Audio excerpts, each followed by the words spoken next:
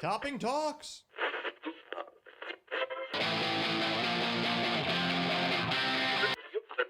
105 hours a week can't be beat.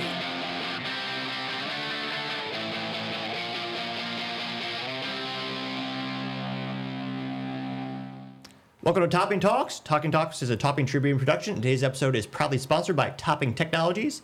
Topping Technologies is an IT value-added reseller and services company with a special proficiency in IT security. Heck, I see their founder at least twice a day. Gotta say he's quite handsome and brilliant. He's me. See, that's a joke. If you're an IT leader or business owner, you can reach out to the team at sales@toppingtechnologies.com. Also, still giving away a free Flamethrower with every IT purchase. Go to toppingtechnologies.com and click the Flamethrower button to learn more, or click the URL in the video description below. Also, lastly, don't forget to take time to like, subscribe, and comment. We're on Rumble, YouTube, and all the major podcast platforms.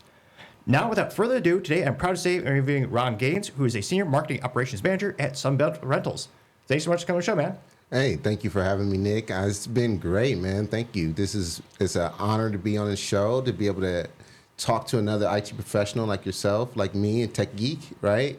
So just to let you know a little bit about myself and take the opportunity here to tell my story. I'm a tech geek, from Radio Shack to, Blockbuster to everything in between into AI now, right? So I've really been growing up in IT, but really started my career in sales.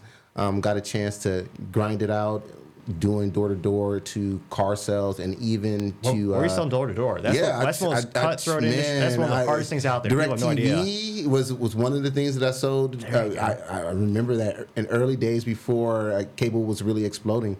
So I sold direct TV, door-to-door. I sold insurance. Sold a lot of different things. So that's what really got me into this customer-first attitude earlier in my career. But then I moved and continued my education in marketing, but got my first actual opportunity in technology. And I did system implementation of a CRM system, being a seller who's sold and understood the sales process and the customer value process. I just took that information and as a tech geek, figured out how to apply that to the system I was building for sellers, then train them on how to utilize the system to be more effective at selling. And that allowed me to then utilize my education in marketing to show how you can use that data to better inform your communication strategy and your value proposition strategy to your customer base. So let me give you a little bit of a review of like the whole overall journey. So I started early on, again, sales, went into ASU, Arizona State University, had this adaptive curriculum, which is a technology for students as a STEM technology software, showed them how to, their sellers, how to use their sales tool, a CRM system. What kind of CRM were they working with? Microsoft Dynamics at the time. So I implemented a cycle and developed a Microsoft Dynamics environment, train users and sellers how to use it, and then mine the data to show marketing how to use it effectively for their spend of marketing and communication channel. That's awesome. That gave me some notoriety, and then I got an opportunity with Dell Computer Company. And so what I did with Dell was I was their campaign manager globally, and then campaign strategy globally. So I created localized campaigns around some of the Dell software that they used to have before they sold it off to purchase their merger with EMC. Really? Yeah. So what was your favorite campaign, or what was that like? It was great. I really, really enjoyed getting to understand how to talk to different customers across different regions and different ley lines. Mm-hmm. That allowed me to figure out how to localize into different languages and the nuances of the different cultures and crafting campaigns and that variety, even for the same product or purpose, right? So I think there's so many campaigns that I've done. I think one of the biggest things lessons that I learned from that experience was I learned like agile methodology from that and how to be able to put out campaigns at a high clip and cadence. I was able to learn how to develop in a rigorous process, and then just that global management gave me just a lot to. It gave me a lot of business acumen of how to really deal with different customers in the business from a global standpoint. And from there, I grew in my role that allowed me some more growth and opportunities. I went to Cisco Systems. Oh, nice. So Fortune 5 company. That was great. Helped build their CX practice. They are a leader in CX. And so I went from... And then just for like my parents at home, what's CX for the folks out there? Customer experience. Mm-hmm. And so customer experience is a new... it's a new practice around organizations and corporations around how they are taking an intent focus on customers and the experiences that their customers have with their brand across the different channels that the customers interact. And so that is just think of a mom and pop pizza shop. The experience is just like, what are some of the marketing that you have on the door, some of the specials that you have, one slice for how much money. You go in, you smell the smell. That's part of the experience. You see the cheese and the peppers on the table. That's all part of the customer experience to make it easier and get as much value as that, patronizing that business as possible. And when you think of it from a digital standpoint, someone like Cisco, which is a seller of communication and IT products, switchers and routers and elements that you're in, right? So I've done those, the next gen firewalls and all of that. That was my portfolio that I had to create a customer experience around. And what that looked like was like, those tools have certain sensors in those tools, and we get telemetry data back from those tools. You take that data and you start to aggregate different insights from that data, like how much downtime that you have in your system.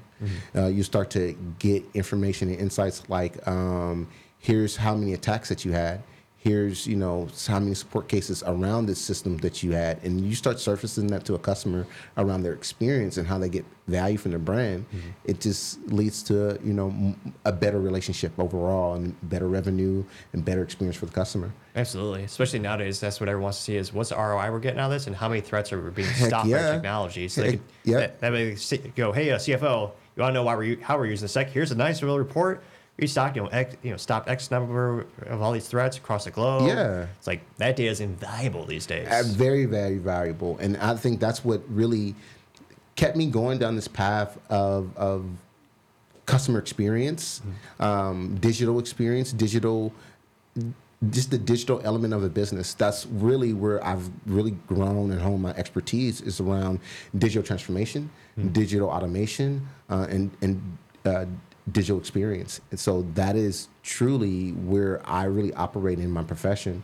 I think there's a lot to be gained from this channel and the scale that and the value that it provides to our customers and end users. Again, going way back to my sales days, going back to that customer focus, making sure I understand the customer's needs and meeting those needs. And digital is a channel that we need to do that as well. And I think we should be doing that even better.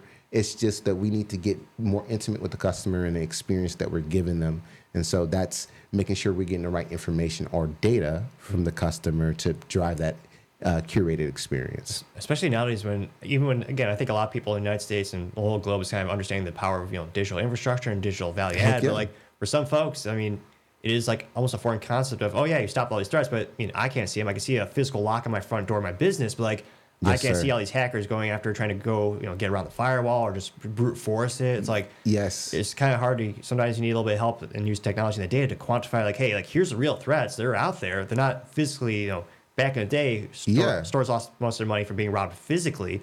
I mean, now the threats are mostly digital when you look at the massive volume of most money being lost these days. Yes, this digital plane has created, it's just a new way of interaction, but it also creates a new surface area for being attacked and bad actors. Every company's online, even mom and pop pizza shops. 100%. And so, and that's access to you and potentially harm to you. And so that surface area is where,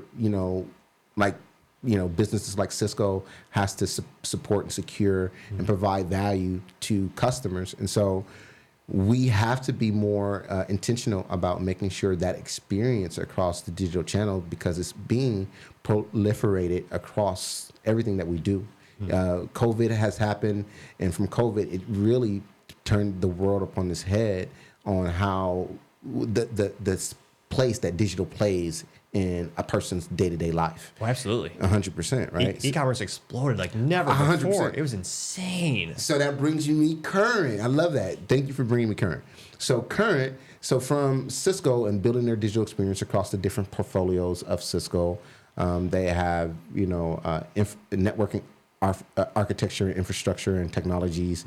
They have softwares, they have hardware from email and web security, so much, Endpoint, right? everything. So, and then services on top of that. And so I had to create experiences across those services and own those portfolios and create revenue opportunities from that and having satisfied customers from that.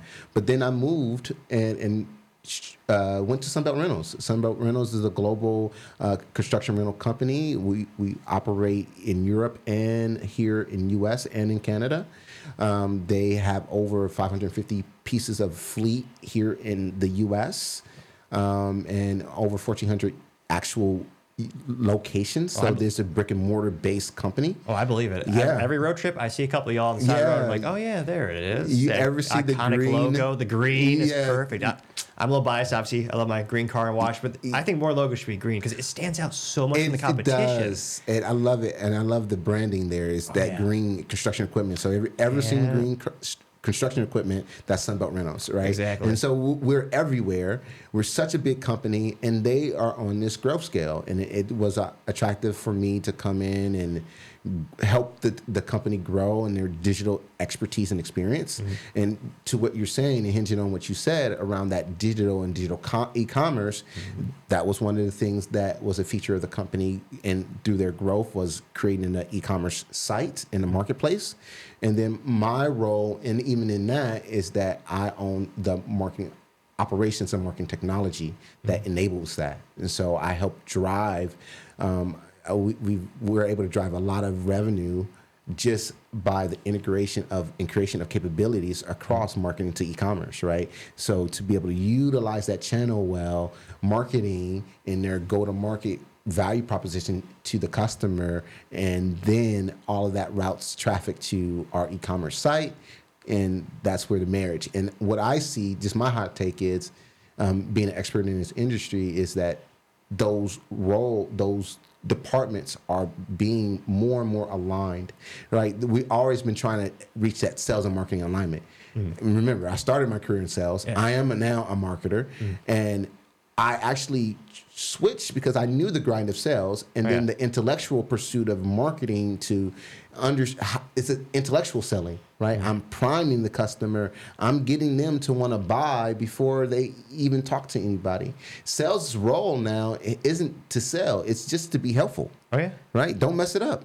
Because sellers have all of the research and the resources to educate themselves. Oh, yeah. And they're mostly self-educated before you even talk to a customer in the first place. So it's all about value add, and a lot of it is, I mean, people don't like to think about it, but a lot of it is putting out fires. 100%. For those manufacturers, your sales reps are the first point of contact when something goes wrong, and they have I call it the 1-800 go to hell number, like the typical customer service line. You don't deal with that. You call your sales rep, and he helps you out.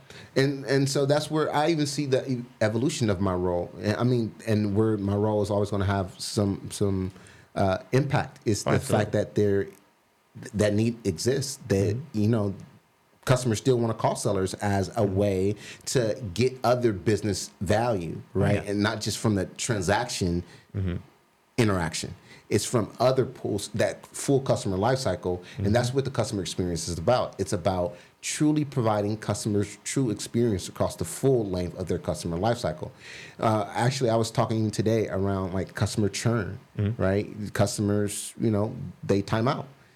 Sometimes they, things change with their business, or you may not even become preferred because they find it cheaper somewhere. Whatever the means that what prevent them from patronizing your business more, in a much more frequent cadence, that all has to do with the experience that you put in front of them and the intentionality that you go to show them that you can add value. Hey, what's wrong? I haven't heard from you in a while.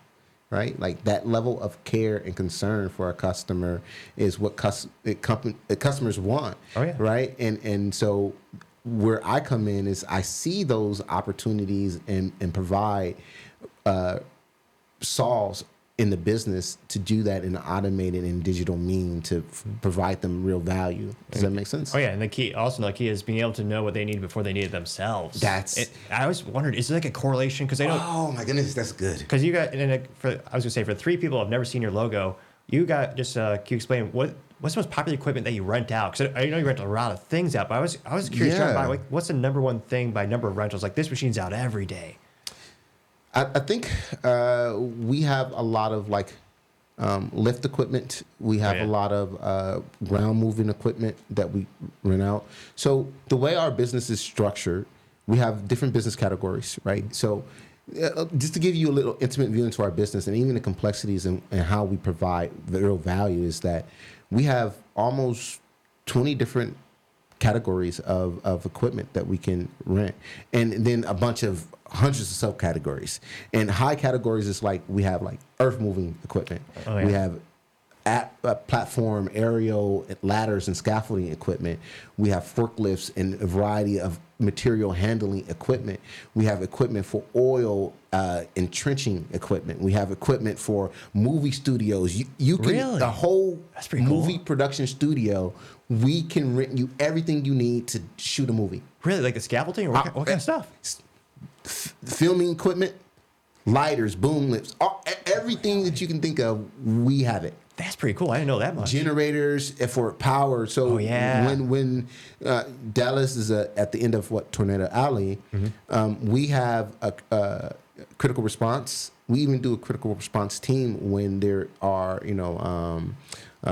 natural disasters happening. We have all kinds of natural disaster restoration remediation equipment.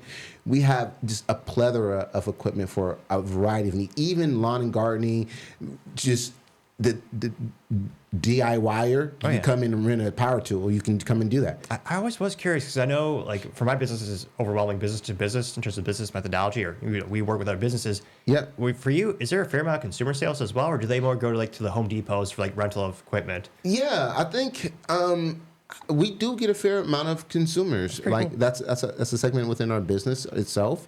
It's something that we want to continue to build up, right? Because obviously the average person doesn't want to spend 15, 20 grand on a Bobcat. Yeah. One of those skid movers is like, yeah, if you have one project a year for your house or your ranch, it might not make sense to buy it yourself, but rent it. It's a pretty good deal. 100%. So, and we're a conduit to that. They could come and rent that kind of equipment from us and do their, passion projects from Sunbelt Rentals. So we have that capability.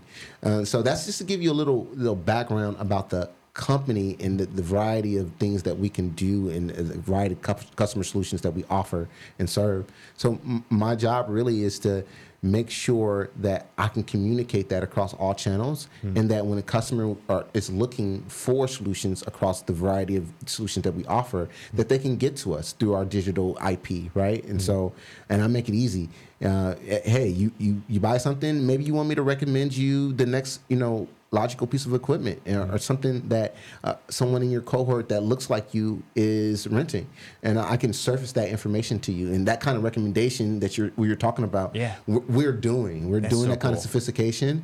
We're talking about how we want to look into other technologies, just like other companies. Customer experience is top on our mind. So we were customer experience, digital transformation. We've done that. So we've digitized ourselves. We made ourselves much more capable to move at the velocity of our customers and at the ever evolving needs with our digital transformation that we've done. And we do digital transformation unto evolution in cycles. And I'm a leader and advocate of that within my business and brand. And then from there, also we invest in looking at the next bit of tools like AI. Oh, yeah. Yeah.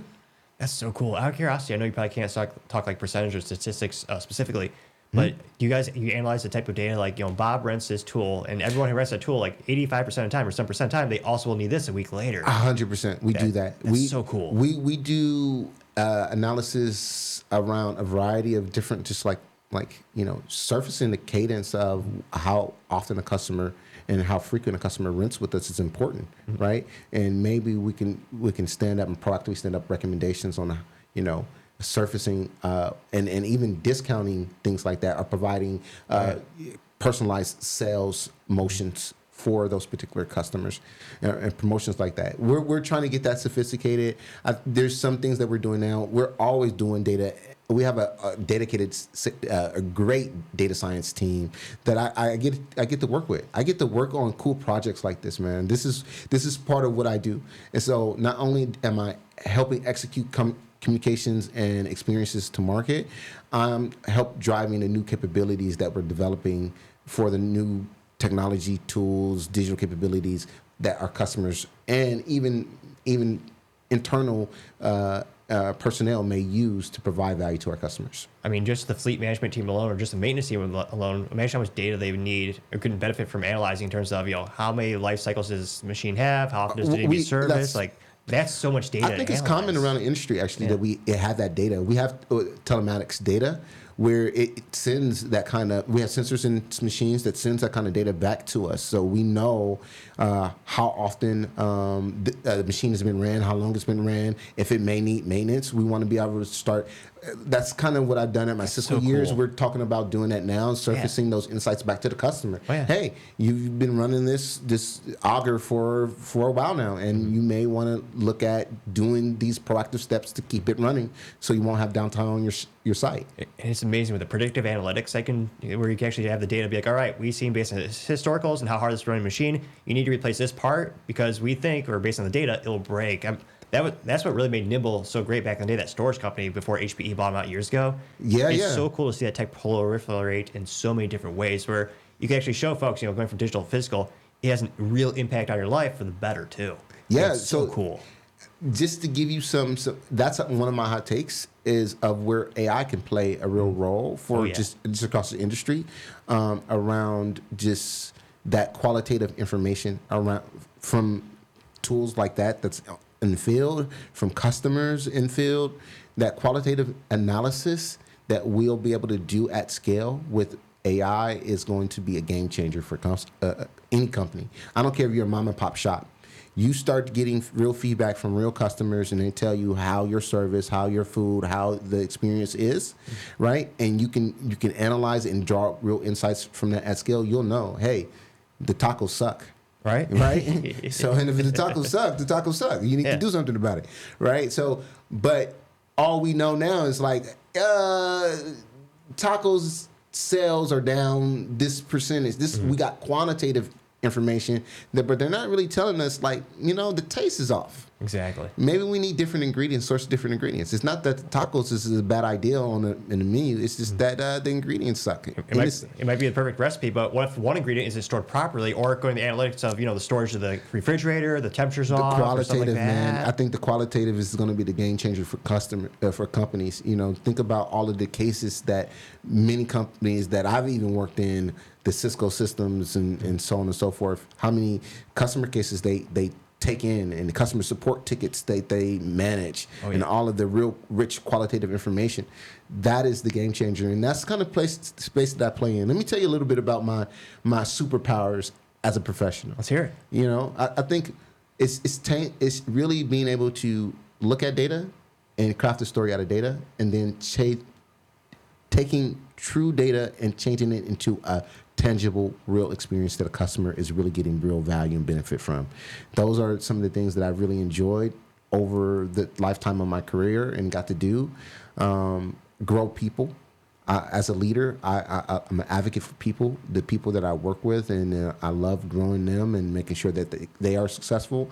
I'm definitely a team player that way, and I'm just I wouldn't have grown this much if no one's invested in me. So I really take real time and to invest in people, and then performance. I like to win. I like to win, man. And I just there's a way to do things, and I think there's I like to get to that peak. So I'm about driving performance. And so that's put me in a very interesting space. It has kept me gainfully employed, thankfully, that I've been a person who has been able to drive experience, think about the customer, but understand the business goals, right? But also understand, like, the best experience is an equitable experience, man, right? If I can come in and you can come in and we get the same great, awesome experience, I'm paying my money. Right. And with the technology we have now, we talked about a man looks good in a suit. Right. If I take your measurements and I customize that suit to you, would you pay top dollar for it? Oh, yeah. Hell yeah, you would. And so that's what personalization and customization and the data and the technology that is allowing me to craft these personalized experience, this curated experience for the customers that the brands that I represent serve.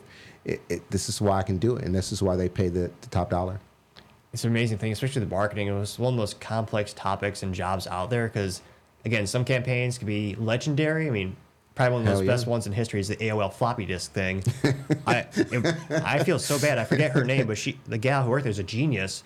She thought that idea of, like, free floppy disk, give the free trial. And, the team there at AOL was like, that's probably not going to work. We'll pay for it. And I mean, to this day, that's probably one of the best ROIs in history. I downloaded mine. I have my AOL online. There you go. Right? Message waiting. So, yes, I think, and that's the power of what we do. As marketers, I've embraced that because as in sales, yes, we tell stories, but we build relationships, really. Exactly. Marketers, we get to tell the stories that build the relationships, right? And I'm glad about that because we get to show how we are aligned to your values, how we're aligned to your cares, and I got to take that portion of what my sales expertise and align it to my marketing education to understand, like, oh, okay, I know how to put this thing together. I know human beings. It's not rocket science. We're just talking to human beings and understanding their needs. And being empathetic enough to care about their needs and get you real far. Absolutely. And I wonder, with all the technology we have, with all the GPUs and all the fancy AI, I wonder in our lifetime, or how quickly could it get to the point where there's a real ROI of having a custom, like, even like if it's YouTube or Rumble, like an ad before video, to customize it just to the specific person. Do you think we'll ever get to the price point of innovation where that could be viable as a marketing model? Because that'd be the most custom thing, a commercial just totally for you. Appreciate this question. Thank you for this question, Nick. He gets surprised. Oh, yeah? He gets surprised. I totally love this question. I love this question for this reason. You are in sales like me. You own your own business. You understand that you have to meet your customers' needs. That's what it's all about. It's just a value exchange. It's why we are here. That is the holy grail, especially from this digital medium that we've been talking about, is to understand the customer's intent that much that you can anticipate the customer's needs. That's the level of service that any business will want to get to, that I can predict your need and surface that here. That's the transaction every time. So that's the holy grail. Do I ever see us get there? I see us making significant progress towards it. The way towards it is to, and I say it, and a lot of the people who know me know I say this, and there's a level of intimacy and a level of relationship that we have to learn to gain with our customers. If we do not gain that level of intimacy, we'll never get their data. True. Right? I tell you a secret, I tell you my middle name, I tell you, you don't expect me to share it with anyone, but it's a level of intimacy that we share that connects us and makes our bond deep. We have to be more prescriptive about gaining that level of intimacy with our customers. We need to start fact-finding, asking the right questions, to getting the right answers, to getting the right information, the right data back, to understand the customer's intent that well. And then with AI and the tools that we have to be able to interpret those signals, I think we'll be able to make some significant progress. We'll never be able to think for a customer. So that's, we can speculate, sci-fi speculate. Oh, yeah. I'm a geek. Yeah. I'm a comic book geek. I didn't tell you that. Yesterday sci-fi, today reality. I don't know. Exactly, right? So I would like to think, but I think we'll make significant. But it will not happen if we do not develop a level of relationship with the customer that they're willing to tell us any and everything. True. And then Right. even if we could, would it be effective because of the customer reception? Because again, there's even some major sports ball stadiums have the technology where you don't need a ticket anymore. They could scan your face. Technically, we can do it, and some places do, but in other places, there's such a visceral negative reaction from the consumers that they Yes. decide not to do that. We are still human beings. We're highly dynamic creatures with a variety of preferences and proclivities. Some of us won't. We want that level of intimacy and responsiveness from our brands that we patronize, right? And so, because here's the thing that I get all the time being in digital marketing. Oh, you're the guy who have the ads following me around the internet. Yes, I am. I'm the guy who sends you the email, the text message, and Promotional items, the in-app products, message, all of that stuff. But when it works, it works. Because I Precisely. get you to purchase. Right. I get you to get the value that you're looking for because it provides value to you at that moment. The fact is, I don't have a good sense of when a good time is all the time. That's just the truth of the matter. And I'm trying to get there. Maybe I have some missteps because I'm surfacing, I'm showing you my hand, and you're like, this is kind of creepy. Or like when you're geo-targeted and you're like, you just pass by that brand, that store, and then something comes up on your phone. Oh, yeah. It's crazy stuff. Or you talk about it, and then when you look at the Google Maps, oh yeah, that company's logo's there. That's not coincidence, folks. Yes. They're paying for that. Exactly. but you might want to go there, and it makes it that much easier and seamless to the But you customer said you experience. needed it. Yep, I surfaced it to you. precisely. It's scary. Some people will think, hey, this is helpful. Some people won't. And we're highly dynamic beings, and we got to understand that. But once we start to have more conversations, say, hey, how do you feel about this? If you feel good enough for me to surface this for you, will this be a benefit to you? Make it easier, your life easier to do, to manage your interaction with me and get your needs met. And you're like, hell yeah, here, what information do you need? I just need just a little bit. Just give me some signals when you're interested. Like, hey, I want this now. Click on this button. Bam. Right? Like, bam. Right? So that's where my expertise lie in a nutshell. This is a space that I play in, and this is a space that I have some passion around because there are people and human beings involved. I get to do some cool stuff, mess with some great technology. And my expertise is around, I'll show businesses how to effectively make revenue and give customers the best experience doing it. Do you have a favorite campaign that you think, look back, you're like, man, that knocked it out of the park? Or do you have one that most surprised you the most? Like, I had no idea I didn't think this would work, but it's the most I got a successful thing lot, ever. man. I got thousands of bonuses and awards for these. Like Cisco, I had a campaign that surfaced some of those customer subjective information back to them in an insightful way that showed them like how much or how little value they may have been getting from our service offerings. Like Cisco, for instance, is like, hey, you have this many devices deployed. This is how many cases you open up against those devices. Here's how many of those cases were P1 cases that were just lack of information. So this is also saying to you, for your business, you need to improve your expertise. And you can do that by using some of our training capabilities here, engaging with your account team, blah, blah, blah, right? Like, that was super cool because I got to take customers' information because as a part of customer experience, there's this concept called customer success. Oh, yeah. Right?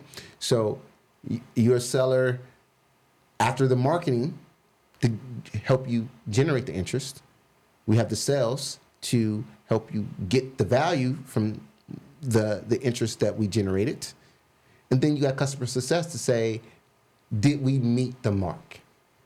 And so customer success teams comes in to make sure the outcome that we wanted to drive from the beginning, the solution that you needed from the beginning was realized and are on track to realize.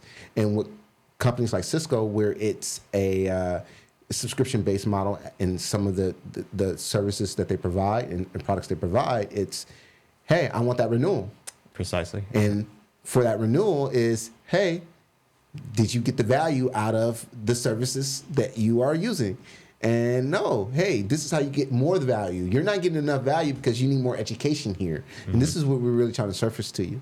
And I want to make sure you're getting all the value you need. I don't want it to come up when I'm asking you for the renewal and you say, I have a problem here. Yep. Right? Or worse, it became shelfware. They never properly implemented it. It's like exactly. So what's the quick start guide? Mm-hmm. So part of my experience there was I did things where great campaigns that I enjoyed. Hey, they bought into a product. Immediately, we started to deploy communications that showed them quick start. It has a manual, installation manual. Here's what your first, 7 days looks like to install, how much it would take to, populate in your environment, all of that stuff. We would give them the play-by-play so that they can self-serve, because that's the part of digital. Right, self-serve is a scaling mechanism of digital. Why digital is really important to businesses. Right, so that was a great campaign that I enjoyed. I think most recently we've done so many campaigns. We've done a churn campaign that worked out really, really well. We've done a abandoned cart campaign that won us some awards. Nice. Abandoned cart. We talked about the emergence of e-commerce in the digital age. So we then created a digital marketplace to rent online. We stood that up to have that space for our customers to continue to get value. And what we noticed is that we did have attrition in that channel, and customers did abandon that channel. But we needed to, how did we retarget the customers to get back into that channel? Maybe because people, they get busy. Oh, yeah, sure. Yeah, we left something in our cart because, hey, I got a call. And I needed to prioritize. And maybe it wasn't just the fact that, it was too expensive. Or is the various needs. And back to that question that you asked me, a very great question. And so because of that, we have to still mitigate against all of the possible outcomes of the very dynamic human beings that we serve.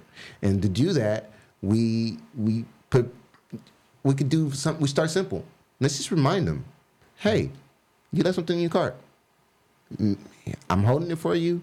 If you need it, the reservation is still here to secure if you want it, right? And just doing that, we were able to recoup a lot of money that was being left on the table. Really? Just by sending them a reminder? That's awesome. Dude. And the craziest thing is some of these e-commerce, a lot of these e-commerce platforms, Shopify, like the Shopify's now, they have some abandoned cart capabilities built in, but they weren't natively built in. And so we built our own capability. Oh, cool.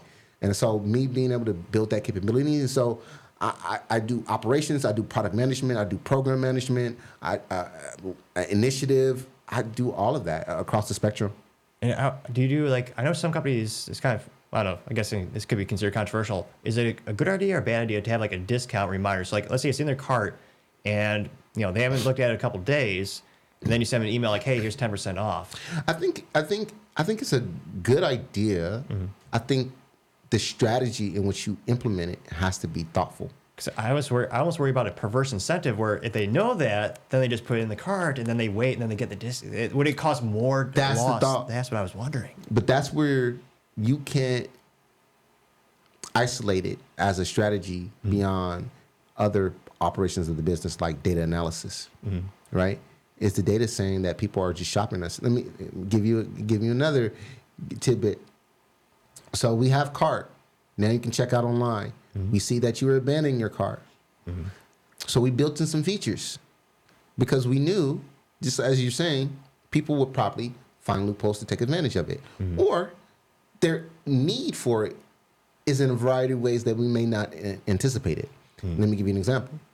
So what we did as a feature, we built in a counter in an analysis of how many times they abandon their cart. Really? We did. And so that allowed us to identify that this person is a repeat offender, is habitual doing this. Are they just shopping us for a price and going to our competitors? These are the things that we have to think through. Yeah. So we're not just doing stuff just to do it. We're doing stuff in with thought and care. And so, and we're taking those offenders and we're putting them in a cohort to analyze to say, okay, what are they doing? So then we have features in the backlog like, well, maybe it isn't just to there. Maybe we need to add to this feature. If they're going to use this to shop us for price, why don't we just give them a quote? And it gives us a connection back to our business, right? Now, if you're ready to change that quote, and I just need to be, now I can put the rest of the channels together across the digital experience to create a curated experience around from you getting a price to you actually transacting with us, right? Like, what is the on-ramp to that? What's the barriers here? We need to, that's that level of curiosity and fact-finding to those human beings that we need to do. Hey, seeing you got a quote, what's up? What is it? Is it the timing? Is it the price? What's the matter? What's the impediment here that we can't do business together? That's what we're trying to figure out. That's awesome. Yeah. And then what do you like to do outside the office? Man, I'm a man of many hobbies, dude. I love like I could many. I fiddle around with a bunch of everything. Watches. I'm a stamp collector. Oh, no way. Yeah, comic books. I'll have to show you some stamps later. I got some. Oh man, I'm a philatelist man. Terrible condition. It'll be like F- grade, but still. Dude, I got a couple. show me. I'm a philatelist man. I'm a stamp collector. And then what kind of watch is that? This is a Skagen, man. This is a low profile. It's so thin. Yeah, I fix it myself, man. I refurbish it on my own. I Really? I got all the little. Can I take a look? Dude, I got all the little intricate tools. That has a beautiful face. So I find them That's and amazing. I give them as gifts, man. I find like watches like this and refurbish them and So you got all the intricate tiny tools. And all the oh tiny my God. tools, batteries, everything. A lot of patience. A lot of patience. I do archery. Oh, no way, really? Outdoors, anything with sports. I love sports. Dude, I'm building a nonprofit. Again, serving people is a big passion of mine. What kind of nonprofit?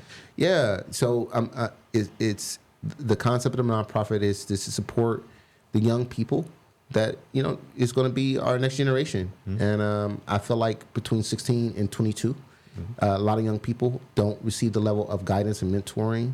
True. When I was younger, I got a lot of guidance and mentoring. But during that age gap, I felt like that's where I had a big gap. I was thrust, as I told you, directly into the workforce, and I had to grind it out, man. And I wish I had, some folks who would just poured into me. So my goal is I'm taking my 17 years of corporate experience, and I'm going to give that back to young people and show them how to navigate the corporate environment and space, and take even my specific expertise around marketing and how to grow into this space. That's awesome. Yeah, man, it's passionate about it, man. I supporting people, man. We give to the homeless, man. I just love giving and the service. I think that's why I'm here. That's awesome. And out of curiosity, with the watch fixing, what inspired you to get into that? 'Cause that's a really specific, cool hobby. You know what? I think what got me into what happened, I had watches that would break. And so I started fixing my own watches. And then I wanted to get my dad a cool gift. So I found this auction of watches, beautiful watches, some great value to them. I thought this would be a great gift for my dad. But they were in tough condition. But being that I've been doing this on my own, and I was like, okay. So I bought the lot, won the auction, refurbished and made everything pristine. Got him a display box and everything, and give it to him as a gift. And from there, it's just been like a cool little thing that I've done every now and then. So I collect watches, find some nice little pieces to add to my collection and refurbish them or gift them. That's awesome. Yes, sir. Out of curiosity, you win the lottery. What watch you buying tomorrow? Or you got one in mind? Man, that's a hard one. I told you we talked about this earlier. I think some kind of diverse watch. don't think for me, if it's end of the world,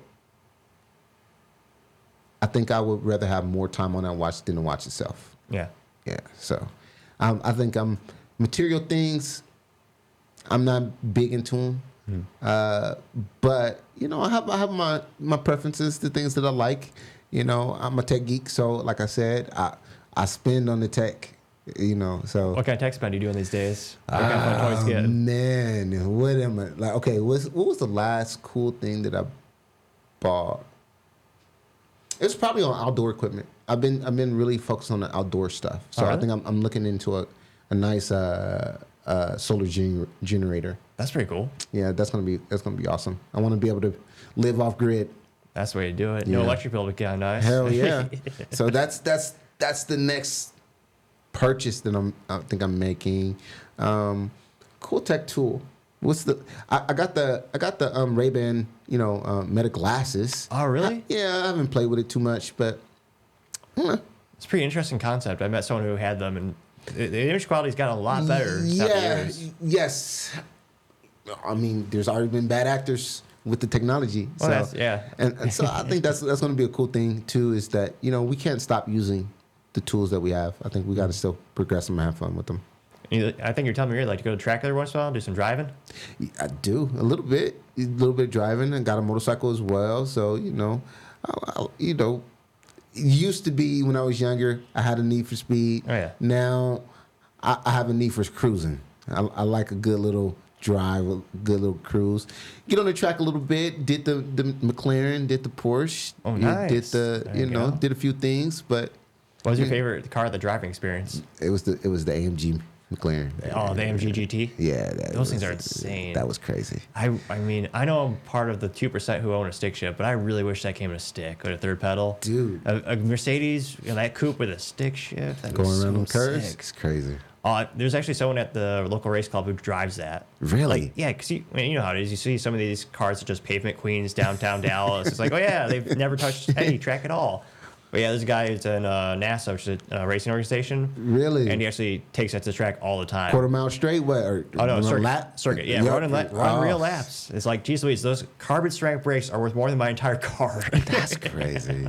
That's crazy, man. I love it. So, what are you into now, Nick? Like, what gets you going? Oh, a little bit of everything. I mean, I love growing the business. Just grinding out 105 hours a week can't be beat. Just finding out their needs before they need them, and just trying to make a dent in the universe, as that cliche as that sounds, and mentoring the teammates and growing it out in terms of kind of physical accoutrements and like my interest in terms of physical stuff. I've been more and more interested in watches.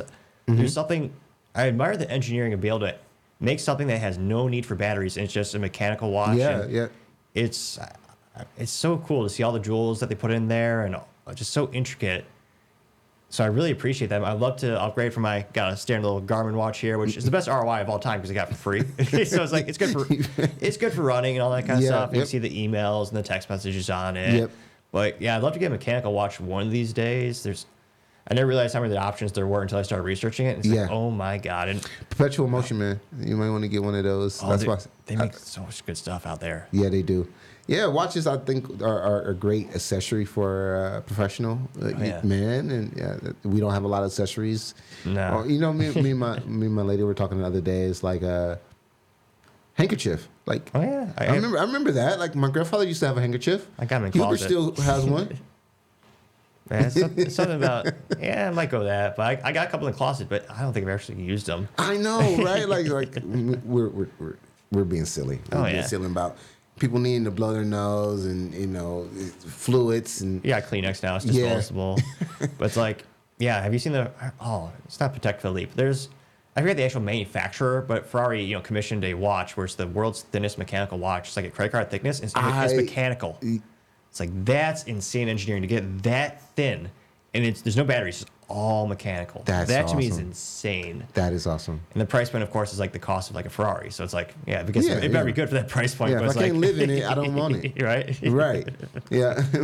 Well, and I think that's the thing. That's the thing is like so much innovation, so much out here. I think you have some great ways that you're using technology and innovation in what you're doing, and this is a great platform to allow us to talk about the variety of things here, just human beings, and where technology meets and profession meets, right? Like, this is a great space for that, man. And I appreciate you inviting me on here to have the conversation, to talk about my expertise and my journey to get here, my journey around people, my journey around the technology in the space, and how it impacts people's lives, right? Like, I take that very serious, that I really craft experiences that people interact with and they get value from. And if a brand isn't doing that, then why are they in business? Exactly. All about making a dent in the universe. Heck yeah. And that's human beings, right? And I think that's where the ley lines are for me, and even in my profession, is I'm passionate about supporting and growing people. And I know that there's consumers, real people that get the experiences that I help craft and curate, and there are people that I work with that help develop these experiences and curate these experiences, and I get to see it all and enjoy it all, man. That's what you do. And help companies make a lot of money doing it. That's why you do it. Heck yeah. All right, Ron, thank you so much for coming on the show, man. Appreciate Yes, sir. it. Thank you, sir. Thank you, everyone, for taking the time to tune in. Don't forget to like, subscribe, and comment. We're on, again, Rumble, YouTube, Spotify, all major podcast platforms. Also, definitely take time to tell your family, tell your friends, tell your coworkers, heck, tell your enemies, tell anyone. Just stay safe. Y'all have a great day.